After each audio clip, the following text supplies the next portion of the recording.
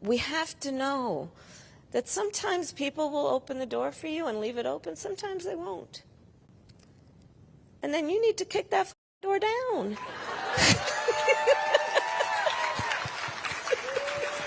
Excuse my language.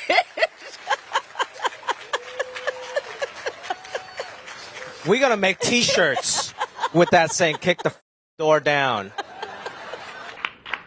My name's Joe Biden. I work for Kamala Harris. I asked her to be my vice president because I knew I needed somebody smarter than me. This is my video update on this Tuesday midday, May the 14th.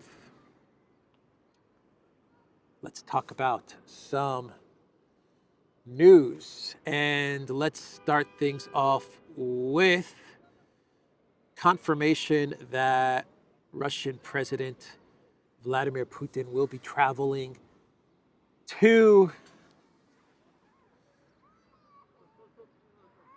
I'm just doing some tourist watching, but Putin will be traveling to China this Thursday. This is now confirmed. On the invitation from Xi Jinping, Putin will be going to China. This follows Xi Jinping's trip to Europe, where he was in France, meeting with Macron, also meeting with Ursula von der Leyen. And after France, Xi Jinping went to Belgrade, where he met with Vučić. After Belgrade, he went to Budapest, where he met with Orban. And I wonder what Putin and Xi Jinping are going to discuss as they meet in China. Hey, take it easy on your kid, man. Take it easy. Relax, buddy, relax. Anyway, Xi Jinping, Putin, meeting in China. What will they be discussing? What will they be talking about? I imagine that Xi Jinping is going to tell Putin all about the meetings he had in Europe, especially the meeting he had with Macron and von der Pirate.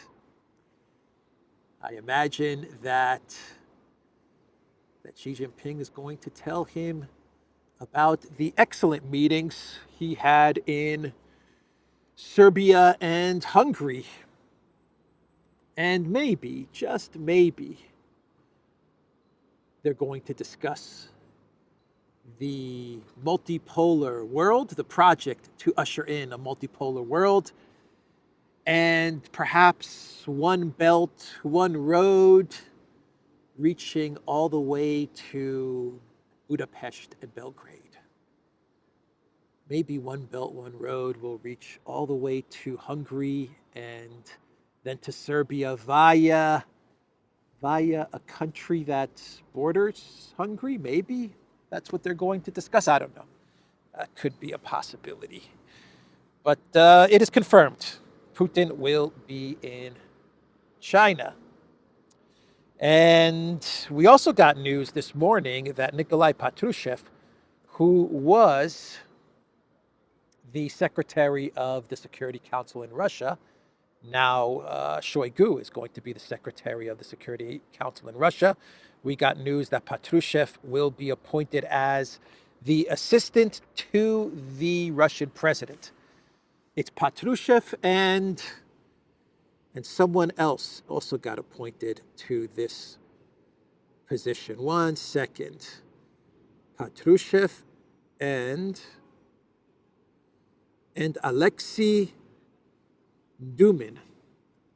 They have been appointed as assistants to the president of the Russian Federation. I don't think you get any higher than that. To be with Putin 24/7, to be advising Putin 24/7, assistant to the president of the Russian Federation. Big news, and it looks like Putin has built a dream team around him. He's strengthened his bench. He's strengthened the bench. He's made a couple of moves in the government. I believe this is a new position, assistant to the president of the Russian Federation, but Putin has assembled a dream team in the Russian government. So this morning, we got the news that Blinken is in Kiev.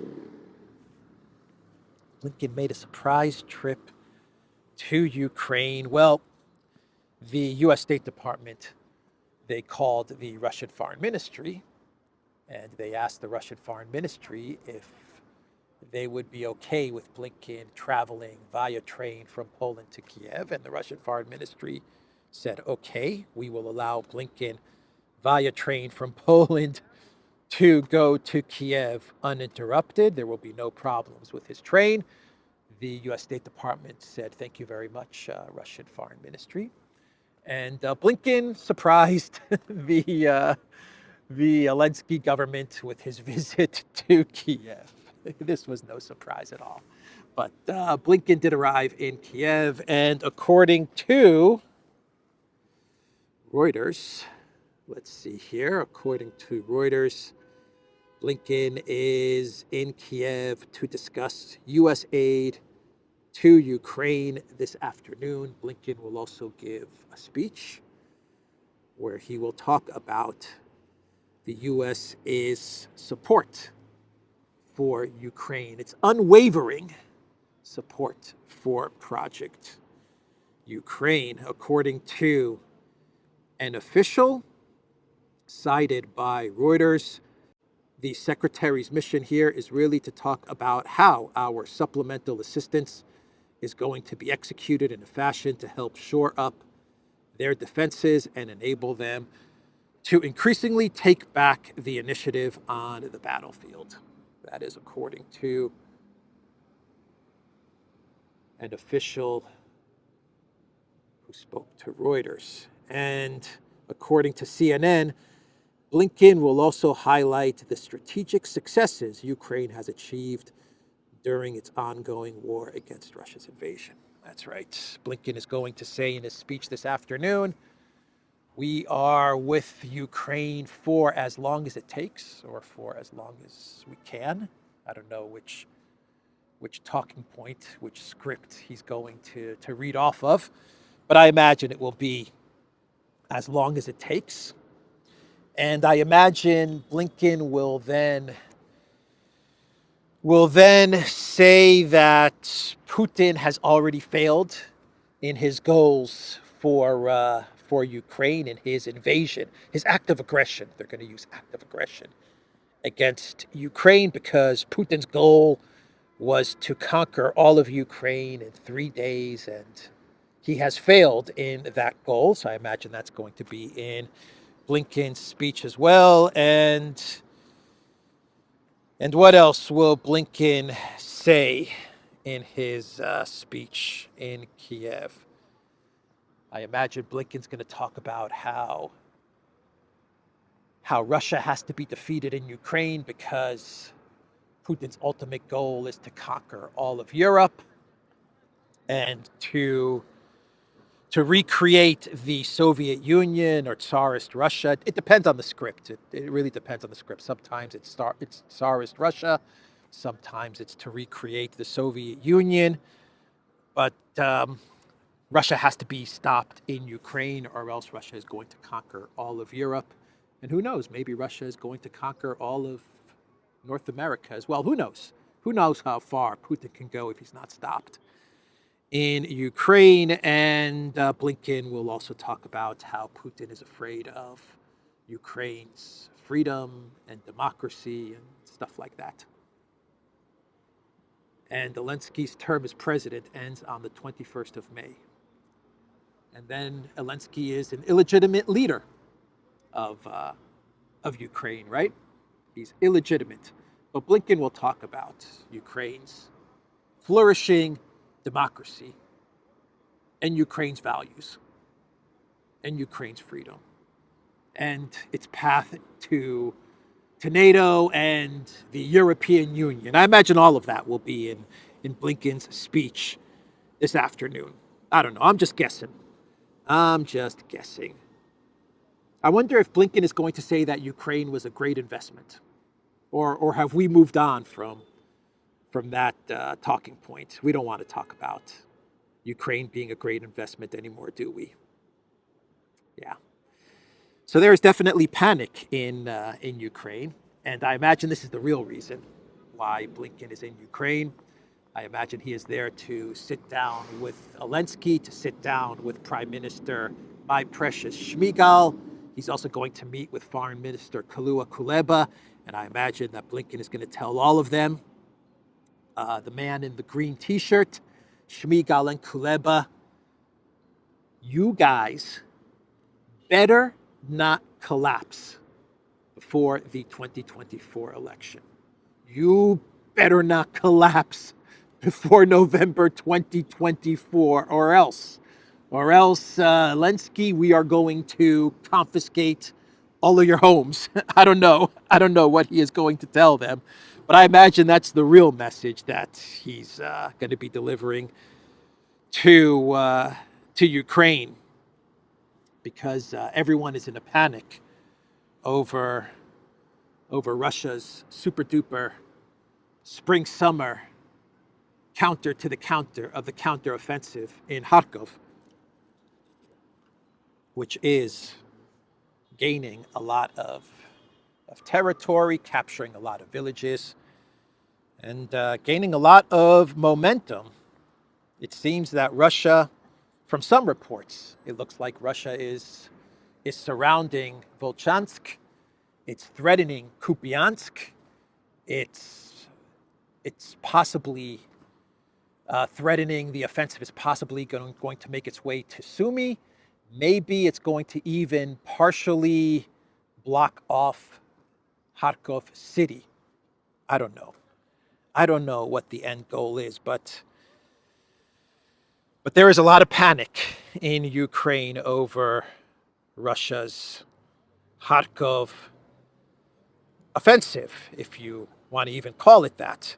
The Washington Post, they put out an article with the title, Blinken visits Ukraine to push U.S. support as Russia pummels Kharkiv.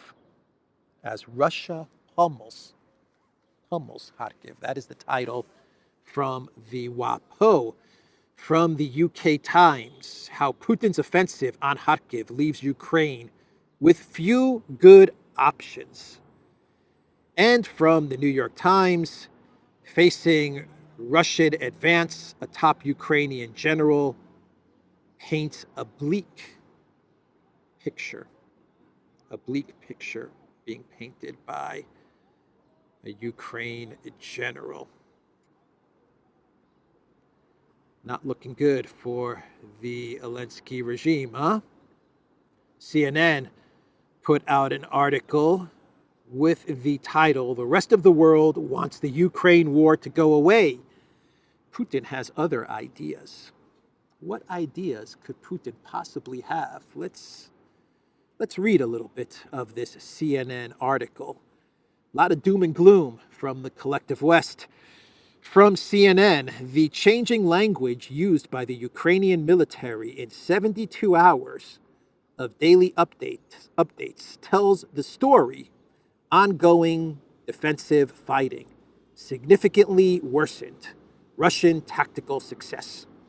You rarely ever hear Kiev's top brass sounding downbeat, but their steep southerly trajectory reflects the grave place Ukraine finds itself in.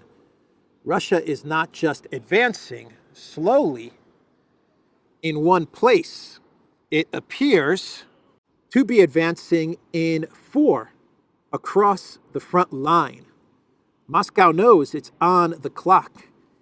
In about a month, the $61 billion of U.S. military aid will start to translate into Ukraine having the weapons it has been begging for.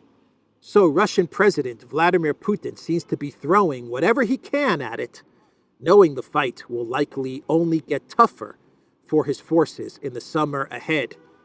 And the final paragraph from the CNN article reads, "The news is not just bad, it is worsening daily. The ground on the front is drying out, bringing us into the season of attack. Russia has momentum unlike anything seen since March 2022. Ukraine is being forced to admit just how bad the situation is. Much of the world may be tiring of this war, but Putin is not." So a couple of comments on this CNN article. First, the article talks about how Russia is pressing not just on one front, but on 4 different fronts. It's not only Kharkiv that is collapsing, but it's 3 more areas along the entire front line. The south, Avdiivka front, and the Bakhmut front, and now you have the Kharkov front.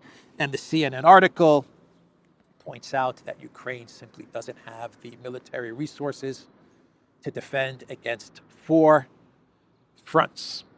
That is what CNN is saying in this article. Now, the title of this article is that Putin does not want this war to go away. That's what this article is implying. That's what the final paragraph of this article says. Much of the world may be tiring of this war, but Putin is not.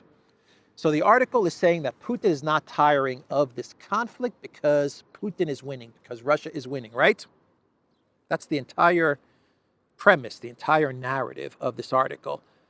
But in the third paragraph, the article says, Putin knows it's on the clock.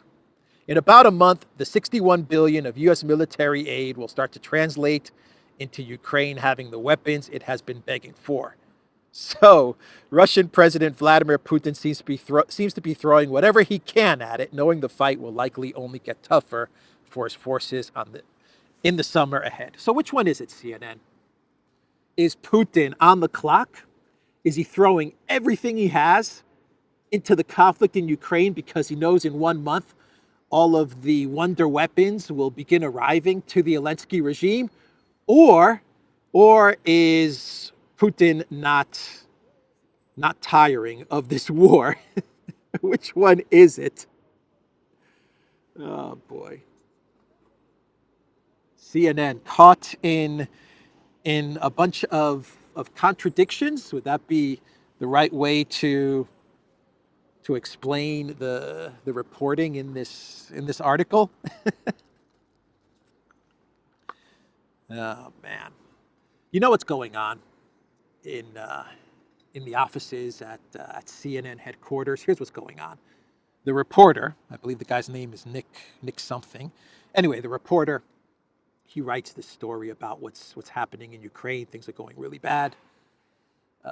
The Ukraine military is unable to fight Russia on 4 fronts, and time is on Putin's side.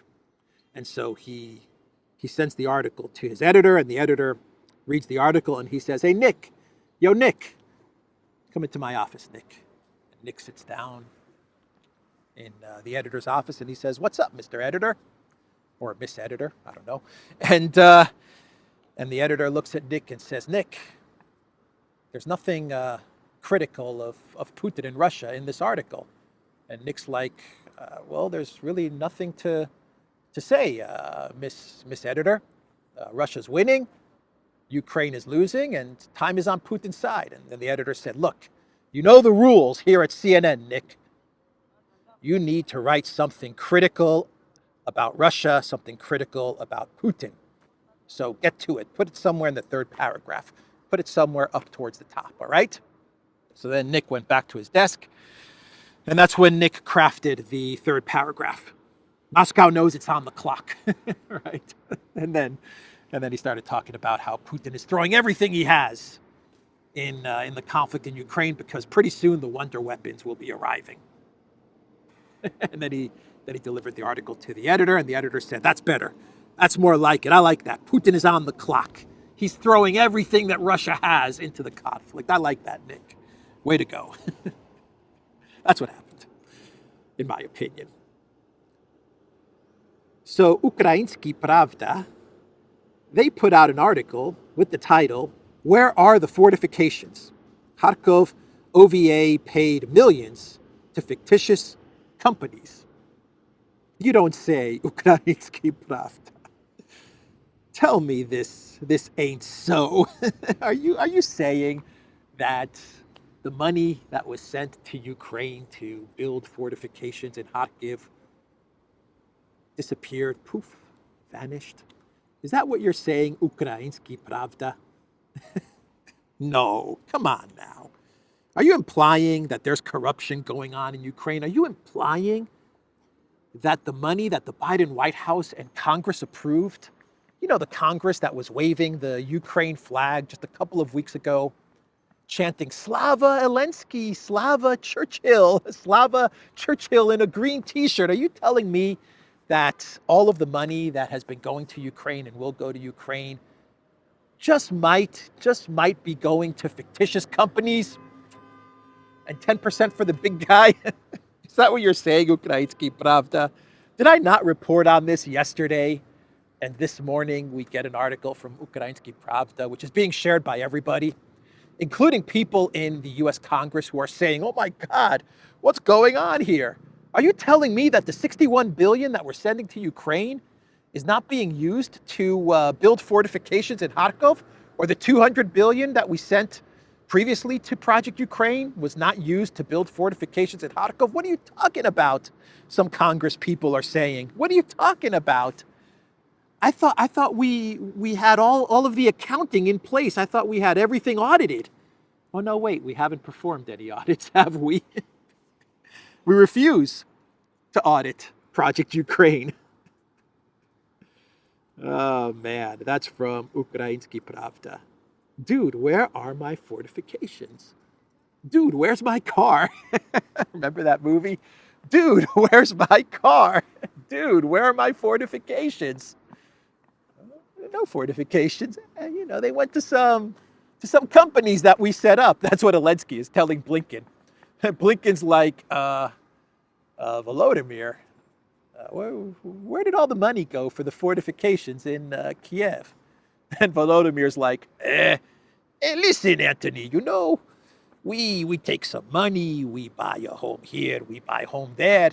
I have some companies where I put some money to build. I build fortifications in my home. I thought, Blinken, I thought you meant fortifications in my home in Italy. I built nice fortifications, nice big wall. I put little camera. You know that thing that Amazon sells, the Ring? Is it called Ring? Podolyak, it's called Ring, right? And Podolyak's like, yes, Mr. President, it's called Ring. Yeah, I put this ring there and I can see when Amazon guy delivered package to me, and it's really cool. And then I can post it on TikTok. I thought you meant fortifications around my homes. Oh, you meant fortifications in Kharkiv. Ah, okay. Я понимаю. Сейчас я понимаю. Okay. Я не знаю. Oh, man. Hundreds of billions to these jokers. Hundreds and hundreds of billions of dollars to these jokers. It was a great investment. It's the best investment the United States can ever make. And Ukrainsky Pravda, the #1 Ukraine propaganda newspaper, is saying that the money has disappeared for fortifications. Gone. Vanished. Fictitious companies, they say, fictitious companies. Who could have ever seen that one coming? Ah, boy. Anyway, no reason to fear, everybody. Zelensky is in good hands. Ukraine is in good hands because we have the ladies of the Baltics. That's right. The leaders of Estonia, Latvia, and Lithuania will come to Ukraine's rescue from Business Ukraine magazine, Baltic Sisterhood, The prime ministers of Lithuania, Latvia, and Estonia pictured today. That's right, they will come to the rescue of Project Ukraine. Actually, Kaya Kallas, she is discussing with the Estonian military, and the Estonian military is the most powerful military in Estonia. Anyway, the Estonian military, they are considering sending soldiers to Ukraine. That's right. They are seriously discussing sending soldiers to Ukraine. And Kaya Kallas and her military advisors, they believe that if they send the Estonian armed forces to Ukraine, they will be able to relieve many of the troops in Ukraine positioned in West Ukraine in the rear. They would be able to free up those troops so that those troops, the Ukrainian troops, can go to the front lines. You see, that's the new narrative that Europe is coming up with now. The narrative that we can send soldiers to the west of Ukraine, we can send air defense systems to the west of Ukraine. Hell, we can fire air defense systems from Poland and Romania to shoot down Russian missiles, because if we do all of this, then we're going to be able to free up soldiers and military resources that Ukraine has positioned in the west. We could free them up to go to the east to fight Russia. That's the narrative that Europe is trying to sell us on. And now we have Estonia saying, you know what? Maybe it's time for us to send a couple of Estonian soldiers to the west of Ukraine in order to free up a couple of Ukrainian soldiers so that they can fight the Russian military in Kharkov, right? That's the plan. So, nothing to fear. The Baltic sisterhood. The Baltic sisterhood to the rescue. Well, we also have news that another sister, but she's not part of the Baltic sisterhood, Mette Frederiksen, she is ready to send F-16s to Ukraine. Well, there's a bit of confusion here. We kind of have the land of confusion going on here, because in a statement that she gave yesterday, the Danish prime minister said that in 1 month, F-16s will be in Ukraine.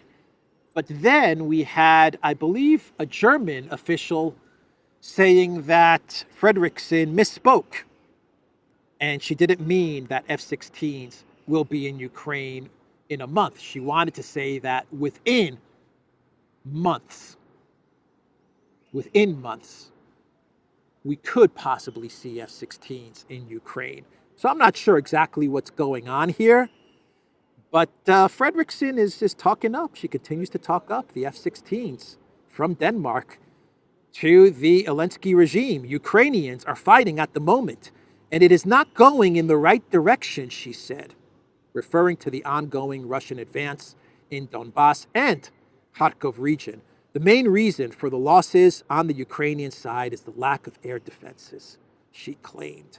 Frederiksen called the Ukraine conflict the top priority for the EU and NATO, accusing Russia of launching hybrid attacks and operations on NATO's soil, which she called extremely concerning. Really? Really, Prime Minister Frederiksen? Russia is launching hybrid attacks on NATO's soil, and Ukraine is the number one, the top priority for the EU, the top priority for the EU. There's nothing more important in the European Union than Project Ukraine. A country that is not in the European Union, there's nothing more important than Project Ukraine. For the globalist political class, yes, there probably is nothing more important than Project Ukraine. For the rest of the European Union, not so much. But an interesting statement, from Frederiksen. Russia is launching hybrid attacks and operations on NATO soil. You mean like blowing up the Nord Stream pipeline? Is that what she means? Oh no, wait a second. That wasn't Russia, was it? That was Gilligan. and possibly Zaluzhny, the ambassador of Ukraine to the UK. I don't know. What other hybrid attacks is Fredrickson talking about? I don't know. I don't know. The only thing I see is NATO getting more involved in this proxy war against Russia. I don't see Russia going towards the EU. I see the EU trying to involve itself in the conflict in Ukraine, involving itself in the conflict in Ukraine. But that's what the Prime Minister of Denmark said, and that's a good segue to talk about what Stoltenberg, the NATO head honcho, said the other day with regards to Project Ukraine and the debacle in Kharkov. NATO boss attacks China over Russia ties. Stoltenberg has presented a new justification for the US-led bloc's pivot to Asia. Stoltenberg said the war in Ukraine demonstrates that security is not regional, security is global.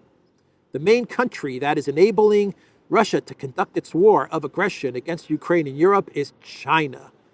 Stoltenberg went on to argue that China is by far the biggest trading partner of Russia, supplying Moscow with crucial components for missiles, drones, and other weapons. He also accused Iran of providing drones to Russia and North Korea, of providing ammunition and weapons. Iran, North Korea, and China, they are key for Russia's capability to fight against the European friend and neighbor of NATO, Stoltenberg said, referring to Ukraine. So this idea that we can divide Asia from Europe doesn't work anymore.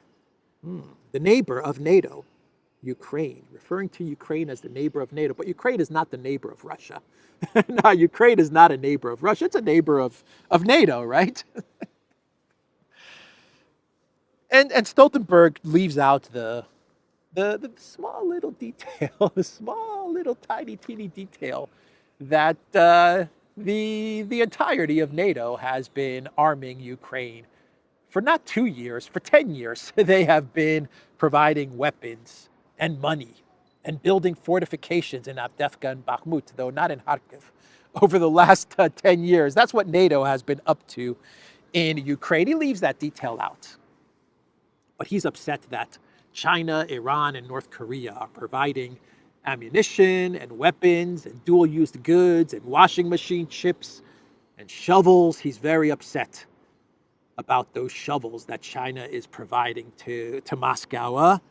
Very upset. So you know what NATO has to do? Here's what NATO has to do.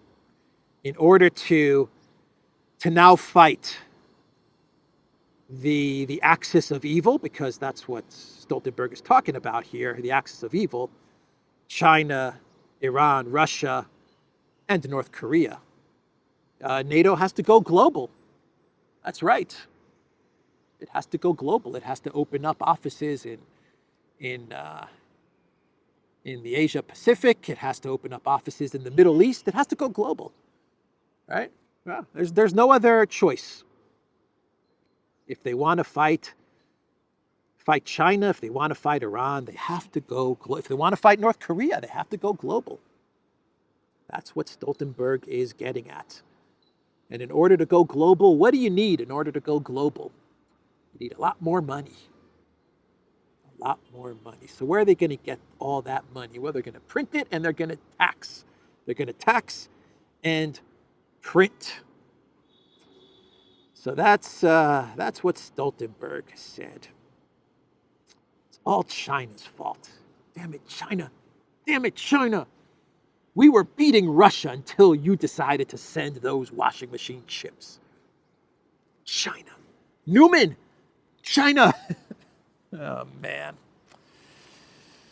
All right, so that's Stoltenberg. So what does Lavrov have to say about all of this? Well, Lavrov, he was meeting with the parliament in Russia, with the Duma, which is customary when a new government is appointed. Even though Lavrov is staying on as foreign minister, he had to resign, and he got reappointed as foreign minister of Russia, and so he had to meet with the parliament in Russia, officials from the parliament, and they asked him about about Ukraine and what's the diplomatic situation. And Lavrov said there is no diplomatic situation. These jokers in the collective West, they're not serious about negotiations. And so Lavrov said that if they want Ukraine to be solved on the battlefield because they don't want to negotiate based on realistic terms, well then we'll solve it on the battlefield. Lavrov said that's their right. If they want it to be on the battlefield, they will have it on the battlefield. So let's do one more story and we'll get to our clown worlds, or an update. Let's update on the situation in Georgia, because the foreign agents law, the NGO foreign agents law, will most likely be passed today. We will have the third reading of this law, the third vote, and it should be passed today, and that will be it. That will be it. From now on in Georgia, if you are an NGO, and I believe it's 20% of your funds come from outside of Georgia, from foreign states, then you have to disclose this in your financial statements. Is that so hard? Is that such a big ask? Really? Is that such a big ask? People protesting on the streets in Georgia talking about how this is Russia's law and this is anti-EU and anti-West? Really? Is it that much of an ask for NGOs to be transparent about where their funding is coming from? Or at least 20% of their funding, if it's coming from state actors? Doesn't really sound like something you should be protesting over. But they're protesting over it because they haven't stopped to think, what exactly are we protesting? What exactly are we protesting? We're protesting for less transparency. That's what we're protesting. We're protesting for foreign states to fund our institutions, our non-governmental institutions. That's what we're protesting for. We want dark money in our country. That's what we want. More dark money, more dark money, more dark money, more corruption,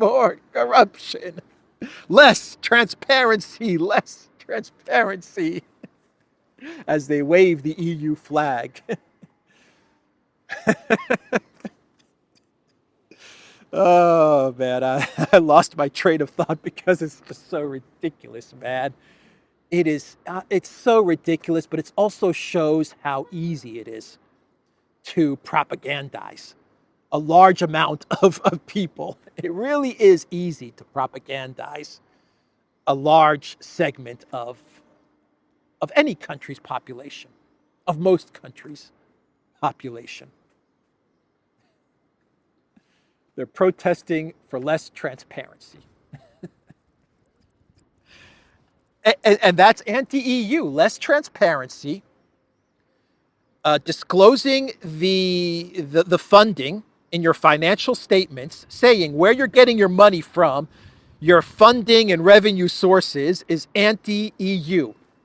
Disclosing where your revenue and investment is coming from is anti-EU.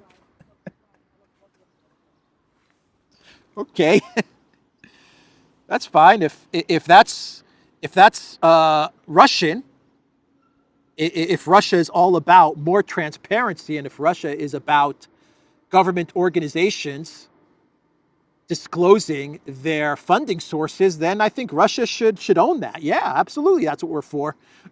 Of course. We want government organization, we want institutions to disclose where they're getting their money from. What's wrong with that? Oh, boy. All right, let's do a couple of clown worlds and we will wrap this video up. And let's see how we're doing on time, first of all. All right. This video is running long, so let's just do one clown world for today. And that is Sunak Rishi Sunak, he gave a speech where he said that because Russia cut off the gas, cut off the energy, the UK economy is going to suffer and is suffering. This is what Olaf Scholz has been saying for a while now, and we have Rishi Sunak saying the same thing. Because Russia cut off the gas, the UK economy is going to suffer. Putin cut off the gas supplies. It had a devastating impact on people's lives and threatened our energy security. And you know, people are going to believe it. There's going to be some people, probably a lot of people, that are going to believe it. Yeah, it was Russia that cut off the gas, not the sanctions, not the bombing of Nord Stream. Nah, none of that. It was Putin that woke up one day and said, I'm going to turn off the gas. Why? Because I don't need to make money from Europe. I don't need to get revenue from gas payments from Europe. Who cares about the contractual agreements that Gazprom has in place with so many companies in Europe? Who cares? I'm throwing all of that away. I'm just going to turn off the gas. Yeah, it was Russia. All right, Sunak. If you look at Sunak very closely, if you watch Sunak when he speaks, look at him very closely. Look at his movements. You can see the strings. You can see the strings, but you have to look very closely at Sunak. Oh boy. Anyway, Sunak's on his way out, but he's peddling a whole lot of lies, a whole lot of propaganda. But there will be people that believe it, unfortunately. So that is the video, everybody. The Duran.locals.com. We are on Rumble, ODYSEE, BitChute, Telegram, Rockfin, and Twitter X. And go to the Duran shop. Pick up some merch. The link is in the description box down below. Take care.